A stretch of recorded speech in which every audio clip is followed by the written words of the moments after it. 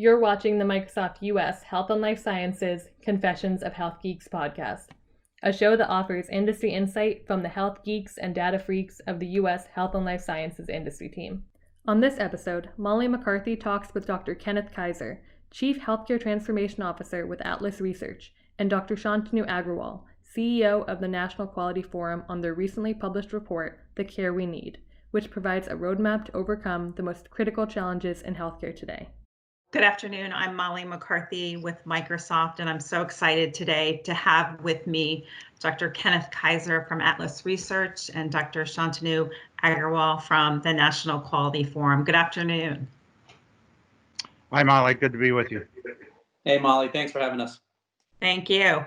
Would love to just start off with a simple introduction. Sure. This is Ken Kaiser. I'm currently the Chief Healthcare Transformation Officer with Atlas Research. As far as involvement with National Quality Forum, I was the founding president and CEO of the organization in 1999 and was there through 2005 and have interfaced with them periodically in various ways over the years since. I'm Shantanu Agrawal. I'm the current president and CEO of the National Quality Forum. And Molly, thanks again. And it's been great working with Ken on this project and a couple of others.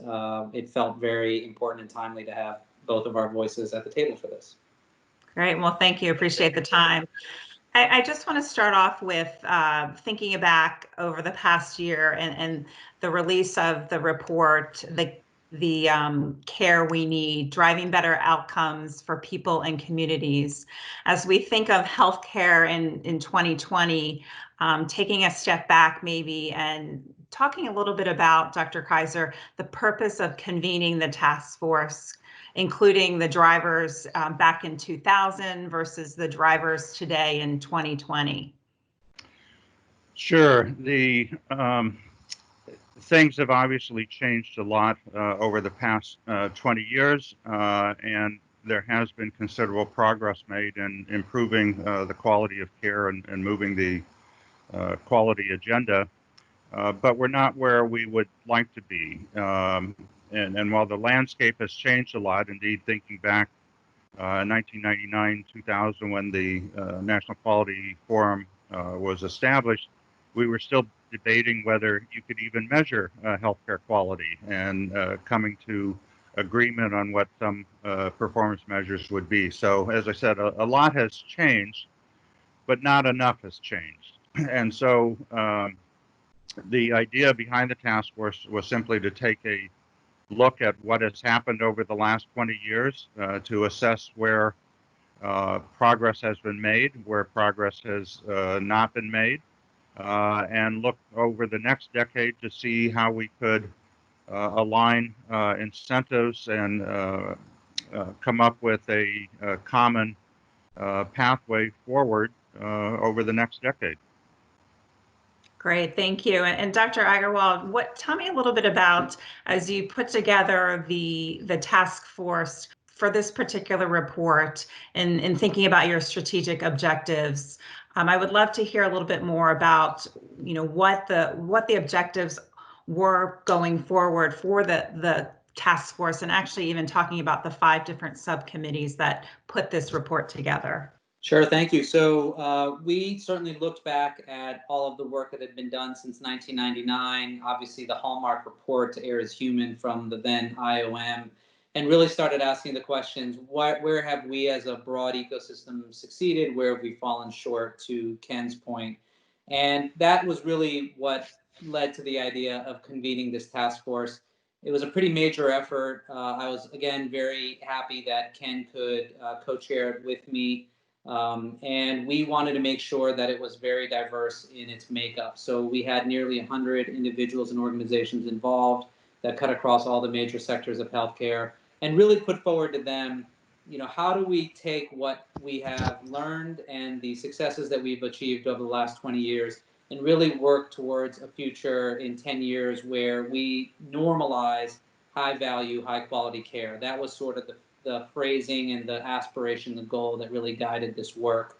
And to that end, we tried to structure the task force so that it would deal with a lot of the issues that we have noticed over the last 20 years. So there was a committee, for example, focused on better integration of measurement with the clinical workflow. That's clearly an issue that we see today. There was another focused on technology and how to better utilize and adopt technology for the purposes of care delivery, but also quality improvement. There was really a committee just also focused on promotion and system change. So, we have seen over and over again efforts like this that lead to good recommendations, but then don't really promulgate those recommendations forward. And so we really wanted to be purposeful about that. There was a fourth committee on payment and policy. A substantive change in the last 20 years has been the connection between quality measurement and reporting with payment policy and the reimbursement structure. So we felt it was important to embody that in the structure of this task force and make sure we were thinking about how to better leverage payment policy. And finally, we had a subcommittee focused on consumer and community-driven care. And this was to try to capture population-based approaches, but also how to better empower and activate consumers in really both being involved in the enterprise, but then also helping to shape it. Thank you. I appreciate that feedback, and obviously I was part of the task force, so I'm aware of all the work that went into it. So appreciate the guidance from National Quality Forum. And as we think about those different 5 subcommittees, obviously some of the areas that are top of mind today, I think for Microsoft, quite frankly, obviously technology, but also the foundational opportunities specifically related to social determinants of health. So I'm wondering if you can talk, either of you can talk a little bit about what you found around social determinants of health, specifically thinking about reducing disparities to achieve health equity. Yeah, I'm happy to get started on that, but please, Ken, definitely add. We felt at the launch of the task force and throughout the work that addressing social determinants and healthcare disparities was extremely critical. And what's interesting is, obviously, Molly and Ken, as you both know, we executed this work largely in 2019 and have been prepared the report for release in early 2020, which was well before the COVID-19 pandemic. And if anything, I think we've learned in the course of handling this acute issue, this pandemic, that some of the core ideas and principles that are contained in the report really have been demonstrated to be important. And again, in the course of the pandemic, we have unfortunately seen how COVID-19 has really affected communities of color, have affected certain populations much more so than others, disproportionately. And we see that both in infection rates and unfortunately even in mortality. So reducing disparities, achieving health equity has taken it on an even more critical level, even though we recognized its importance throughout the work of the task force. Some of the things that came out of the task force, as far as specific steps that we should be taking, are focusing on better payment policies, so payment policies that are population-based to help address at a population level various social determinants of health to ensure that the payment system is being leveraged appropriately to do that. We talked a lot about creating standard data and intervention approaches so that we are really building an evidence base to address social determinants of health. We're building essentially a foundation of data that can be shared across the healthcare ecosystem to help address those social determinants in a way, again, that's really germane to a particular population of interest or concern. In fact, I would argue that standardizing quality data is a theme that really runs underneath the entire task force and report, and that can be leveraged to effectuate changes in a lot of different areas, including social determinants. And finally, last thing I'll just touch on and then turn it over to Ken, is that we also talk a great deal about really cultivating a culturally aligned, value-driven workforce and making sure, again, that high quality, high value care is truly normalized across the system. And here too, I think we were really specific about it being culturally aligned because that is so important to addressing issues like implicit bias and other drivers of healthcare disparities. But Ken, please add to that. So Shantanu, I would certainly agree and underscore everything that you've said. I would just emphasize, though, that while the recommendations and the work of the task force was essentially completed right prior to the onset of the COVID pandemic, and the release of the report has been delayed, but the recommendations, I think, are even more applicable and relevant today than then, or at least the what we've seen with the COVID has underscored the importance of addressing the disparities in care and achieving health equity, the realigning our payment models, and also I think the role of technology and how technology can be used to improve safe and appropriate care. And as we have seen with the COVID, the amazing, in some cases, increase in virtual care that has been provided.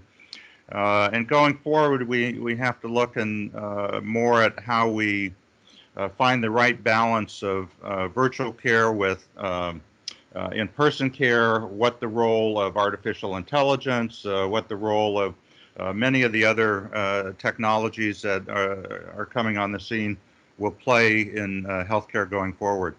Great. I think that's so critical. During the past few months, I know that we've been extremely busy at Microsoft, really helping organizations through the use of virtual health, whether it's health bots as a front door for individuals coming into a health system, as well as you mentioned, just the increase in virtual visits have skyrocketed. So it's been interesting, I think, for me at Microsoft to see the transformation that's happened in the past 3 to 4 months has just been so great. One other question I want to ask as you move forward with these recommendations out into the market, implementation and measurement. As we look forward to year 2030, what can we expect from a realistic implementation time over the next 10 years, thinking short term and then a longer term? Before touching on that, I just want to go back and comment briefly on the role of technology. I think one of the things that we've certainly learned over the years is that technology is not a panacea to solve all the problems. So really, we have to be quite smart about how we use it and find the right ways, the right places to use technology in healthcare delivery so it actually does improve outcomes and achieves the goals that we would like for it to achieve. Yeah, no, I'm 100% in agreement with you. I think, and you made a good point of how do we strike the balance between those virtual visits versus that in-person visit. And I think as we move forward, obviously, providers have become more comfortable with those virtual visits, but there's still a need for that in-person. So thank you for that comment. I think it is, a fine balance, and I think it will continue to evolve rapidly over the next couple of years with the evolution of technology. And it's not the end all be all by all means. Our goal, I think, from our perspective at Microsoft is really to allow clinicians to get back to the bedside, to be with their patients, through, for example, ambient clinical intelligence, et cetera. So really looking forward to what is coming ahead for us. So I guess what is coming ahead for us? Where do you see us in the next 5 to 10 years?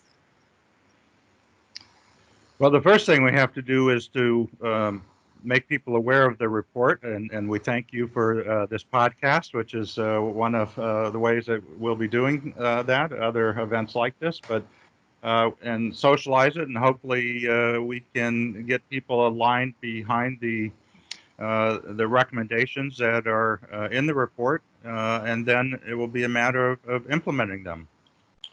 Shantanu, you want to comment? Yeah, I of course totally agree, Ken. And what we tried to do in the course of creating the report, executing the work, is that while we wanted it to be aspirational, we also wanted it to be something that with focus and dedication, the system could achieve within a decade. That was very critical from our standpoint, so that the report didn't sit on a shelf. I think, to Ken's point, socializing the results, the findings of the report, the recommendations are really important. I also think it's really important to say that at the outset, some of the recommendations might look really large. They might look difficult to implement. But again, recent experience shows us that things are not always as difficult as they appear. So when we were first finalizing the report towards the end of 2019, early 2020, there were two basic ideas contained in the report that felt very important to all of us on the task force and felt at that time extremely challenging. The first was really elevating and expanding the use of telehealth in a responsible, purpose-driven way that would actually help patients. And the second was expanding licensure transferability, so that licensure wouldn't stand in the way of a patient getting access to the care that they needed from the provider that was most appropriate at the right time. Those concepts were viewed as very forward-looking and perhaps difficult to accomplish in the next 5 years, perhaps in the next 10 years. And then what we saw was an acute public health need basically push those ideas forward really rapidly. To the point where, if I have any concern about the report, it's that some of the ideas are going to look like they were, that they were already executed on, or that they weren't aspirational enough.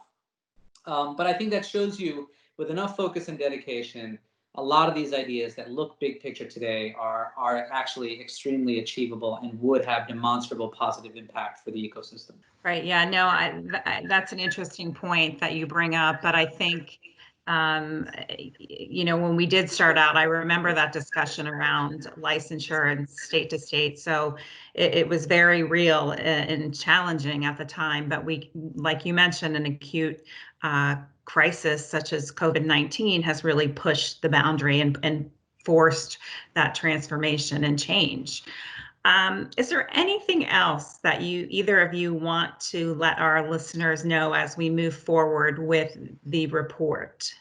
I would hope that as the dialogue that we've seen going on over the last 2 weeks will include health and the disparities in health, and that while we're addressing problems related to policing and other issues, that healthcare is part of that discussion about how we can address the disparities that are widely recognized and clearly have been borne out by the COVID pandemic as well.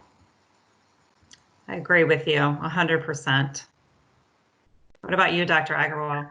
Yeah, Ken, I couldn't agree more with the point you just made. It's really important, and thank you for making it.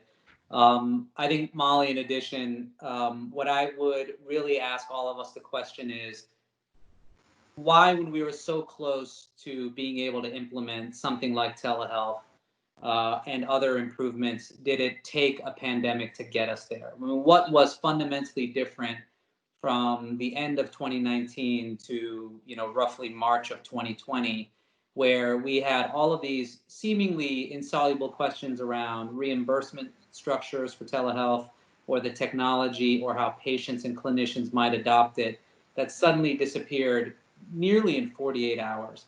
I think that tells us that there's something about the culture and mentality of healthcare that needs to change. Like, we need to be much more forward leaning, not necessarily to adopt every new piece of technology or every new solution that comes our way, because certainly there's downside risk to that as well. But putting ourselves in a place where structurally we are asking and answering the right questions in a timely manner. I think that principle underlies a lot of the report, and a lot of what the report is asking for are core structural changes: better integration of data, better flow of data, use and evaluation of new technologies to ensure that they're appropriate, patients driving choices, et cetera. I mean, that's the mentality that I think we have to have, so that we don't rely on crises to actually move us forward. I agree with you, and I can't. I mean, that really leaves us with some work to do over the next 10 years, if not the next 1 year. I think we really need to take this and digest it. The care we need, driving better health outcomes for people and communities. Dr. Kaiser and Dr. Agarwal, thank you so much. Thank you all for watching. Please feel free to leave us questions or comments below, and check back soon for more content from the HLS industry team.